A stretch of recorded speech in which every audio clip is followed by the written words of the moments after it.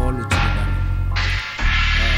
I just want to give some obvious observation in addition to what Celeste Akisu has just stated.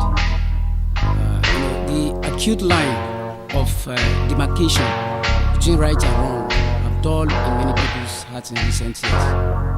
Blended together and are thinking in such a way, in a sense that many people frankly do not know where right begins and wrong ends, especially the Elegushis. They frankly do not know where the where right begins and wrong ends. It is a shame that things remain as they are. This present situation that has happened recently, it has been happening to us so many years, but the state government refused to come to our aid. I do not know what is happening. We are bona fide indigenous of this community, and of course, indigenous of Lagos State.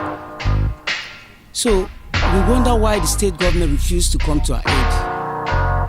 Let the state government, comes down and make a reasonable wares that will make us happy. This will amount to a history scene if the state government, refuses to right the wrong. We want them to provide a shelter for us. They came, one of the sudden, started spoiling so many things, of which we could not even have anywhere to stay.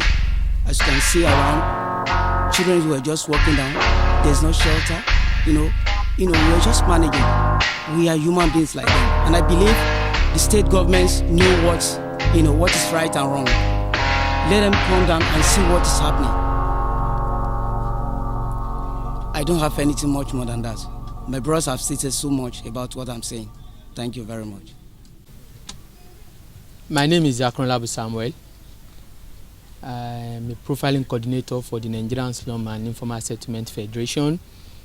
The Informal Settlement and Nigerian Slum Federation is a movement of the urban poor for their dignity, their development.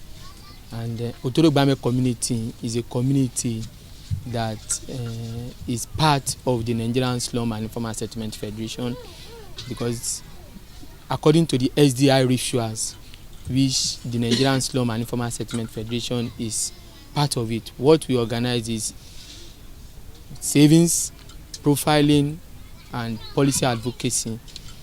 We do savings so that we can try to empower the people in the community.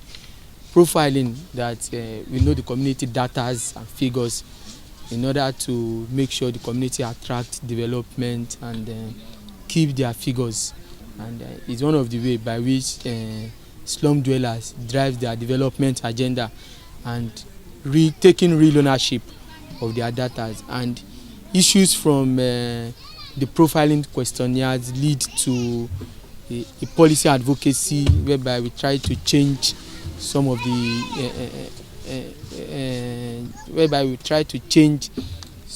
the policies that the urban poor suffers. And as we all agree with me that the urban poor are the engine of the economy. They are the majority consumers.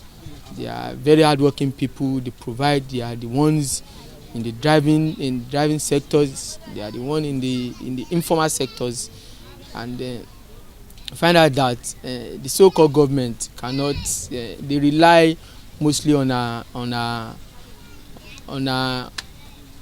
efforts so that to support the formal economy, and I don't see a reason why the government have to chase us out, whereby their development agenda we are not included. This is a community that we've worked with and we've profiled, and by the virtue of that, we are determined that 30,000 residents are rendered homeless.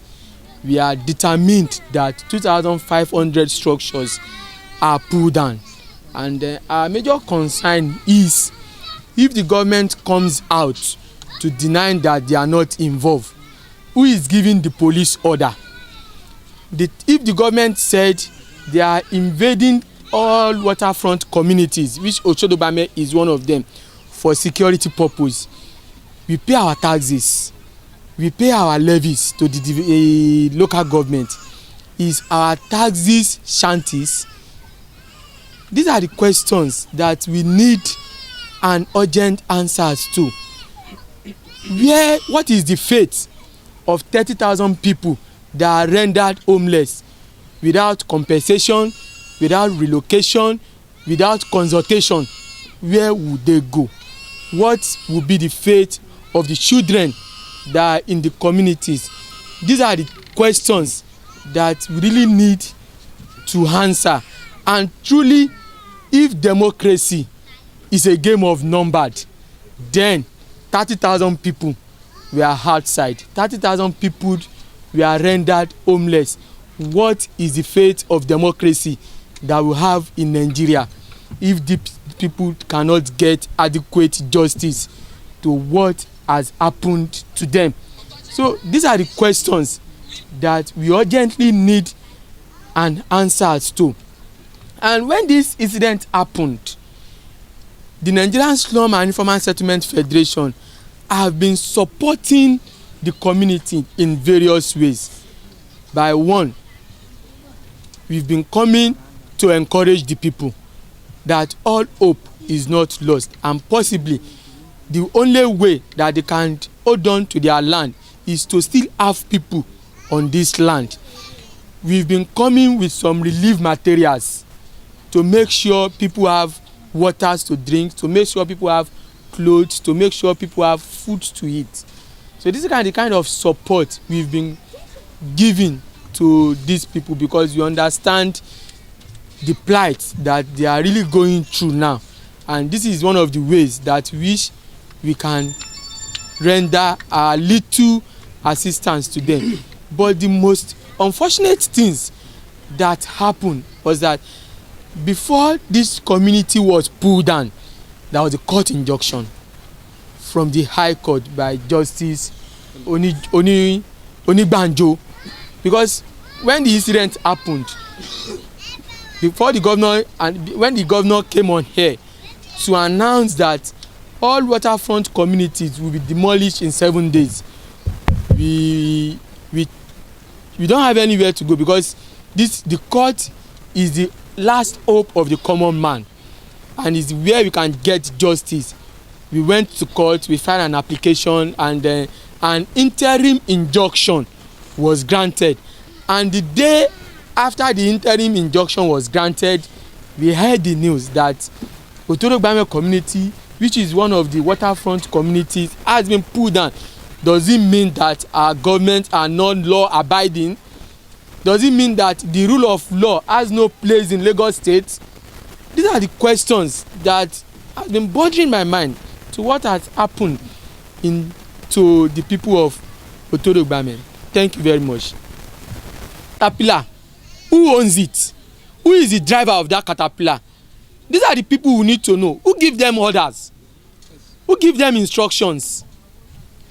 Please, in order to get justice, these are the things we need to find out. Who is the driver of that caterpillar that came at the middle of the night to come and put down our structures?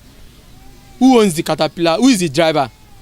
Who gives the police instruction? The commissioner of police was on ground on that day. What is he doing? So these are the questions that we really need to an urgent answers to. Thank you.